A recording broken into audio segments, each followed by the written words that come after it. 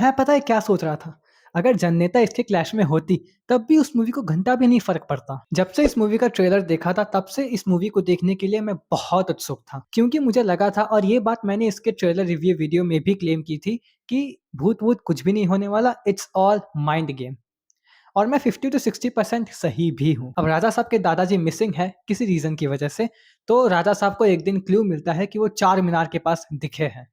तो वो चले जाते हैं उन्हें ढूँढने के लिए और वहीं से पूरा ड्रामा शुरू होता है। जहाँ पर अट्रैक्शन को प्यार बताया गया, कॉमेडी भी हुई जो कई जगह पर वर्क करती है और एक्शन सीन्स, जिसके बारे में हम बात नहीं करेंगे। और मुझे एक बात बताओ, यहाँ पर इवोल्यूशन इतना जल्दी कैसे हो गया? आई मीन राजा महाराजाओं के शासन से सीधा मॉडर्न टाइम्स तक ज़िंदा रहे सब लोग। कैसे? Oh sorry, fantasy genre. जब तक बमन ईरानी की एंट्री नहीं होती, तब तक तो स्टोरी का कुछ पता ही नहीं चलता।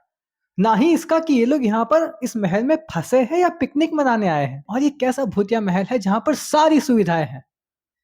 डबल बेड विथ कंबल है, वो भी साफ-सुथरा, इलेक्ट्रिसिटी है, यहाँ तक कि गर्म पानी तक की व्यवस्था है। यहाँ पर तो मुझे हेनरी के अपसाइड डाउन वाले घर की याद आ गई।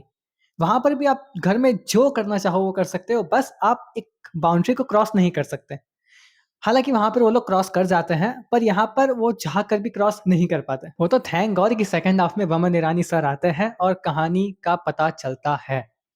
पर वो भी सिर्फ स्पेशल अपीयरेंस के लिए आते हैं और चले जाते हैं और फिर से वही ड्रामा शुरू हो जाता है। नो डाउट जैसे ही इस मूवी का क्लाइमैक्स शुरू हुआ, मैंने अपने नोट्स में लिख के रखा था कि इसका प्रेज़ेंटेशन बहुत अच्छा है, क्लाइमैक्स का प्रेज़ेंटेशन अच्छा है। पर उसे भी मूवी की लेंथ की तरह बहुत लंबा खींच दिया। कुछ शॉट्स तो मुझे अंदर दिखाई ही नहीं दिए।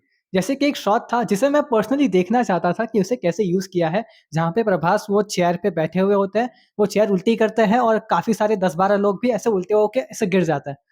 वो शॉट आया ही नहीं और वो जो जोकर वाला शॉट है वो भी सिर्फ सेकंड पार्ट के हिंट के लिए अंदर एडेड है, वरना उसका भी कोई काम नहीं है। जैसे इस मूवी में 3 एक्ट्रेसेस का है, वो बस है। अगर वो ना भी होती तब भी कहानी को कोई भी फ़र्क नहीं पड़ता। वो बस आती है, रोमांस करती है, जेलस होती है, रोमांस करती है, जेलस होती है, रोमांस करती है, जेलस होती है, खत्म। इस मूवी के सेकंड पार्ट का अनाउंसमेंट ये लोग बहुत अच्छी तरीके से कर सकते थे। पर नहीं, यहाँ पर तो किसी भी कैरेक्टर का मोटिव मुझे समझ में ही नहीं आया, सिवाय कनक राजू प्लेड बाय संजय दत्त के। उन्होंने सारे काले जादू और काली विद्याओं का ज्ञान प्राप्त किया, उनका यूज़ किया, सारी दौलत जमा की और मर गए। चलो सोना तो मैं एक बार को मान लेता हूँ कि सोने का तो कुछ नहीं होगा, पर नोट क्यों रखे हैं? कल को नोटबंदी हो गई तो? क्या करोगे सर आप? और जब मैं ये पॉइंट लिख रहा था तब मुझे याद आया कि इस मूवी में एक और सीन है जब कनक राजू प्लेड बाय संजय दत्त, बेसी प्लेड बाय निधि अग्रवाल से 3 लाख रुपए ले लेते हैं। क्यों भाई, जब तेरे पास पूरा कुआं पड़ा है तो तू ये पानी की बूंदों का क्या करेगा? Don't watch this, stay away from it, जितना हो सके उतना।